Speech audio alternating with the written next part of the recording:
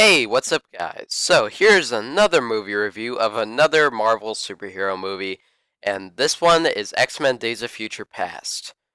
Man, I love this movie a lot. It's definitely the best superhero movie this year so far, better than Captain America or Spider-Man 2. This is definitely the best one, and it's definitely the best X-Men movie to date. First, let's discuss the plot because the plot is a little bit complicated, but it's easy to understand. Basically, these giant robot thingies called Sentinels control the world, and the world is basically like the Terminator future, and the world is basically hell. Um, so the X-Men, including Wolverine, Magneto, Professor X, Storm, and a bunch of others, have to go back in time to stop Mystique from killing this guy Trask, who basically made the Sentinels using Mystique's DNA, and she basically kills him, and the other the company takes her DNA to create the Sentinels, and the X-Men must stop her from killing him so the Sentinels don't be created. First, there's a ton of things that I loved about this movie. Uh, my favorite thing about this movie is the the scale and the epicness of everything because this movie is freaking huge. Not only plot wise, but there are a ton of moments that you're just like, holy crap. Um, there's one scene in the movie where, spoiler alert, where Magneto, in the past, using his powers, he lifts up a giant stadium and flies with it and throws it at the White House, and it's just pretty much chaos. Man, that was such a cool moment. Anyway, uh, not only is the plot great, but the characters are also fantastic, uh, including Professor X's character in the past, played by James McAvoy, who I think plays a better Professor X than Patrick Stewart, and that's saying a lot because I really like Patrick Stewart as Professor X.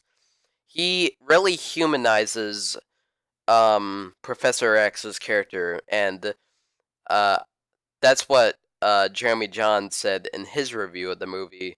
Um, and I completely agree with that because he plays not only a smart character, but a really kind of depressed character, and you really sympathize with him. And the action scenes in this movie are also great.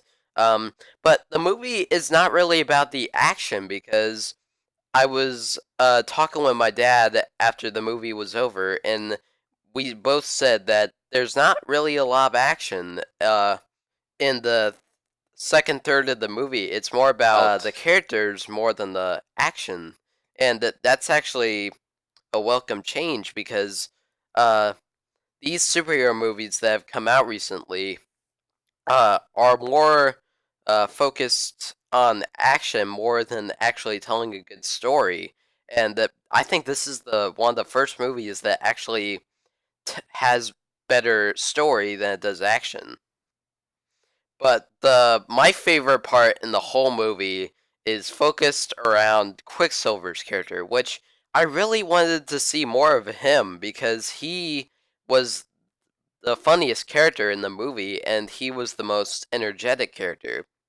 And there's a scene in this movie that I was laughing my butt off and I was like holding my sides with laughter because it was just so freaking funny.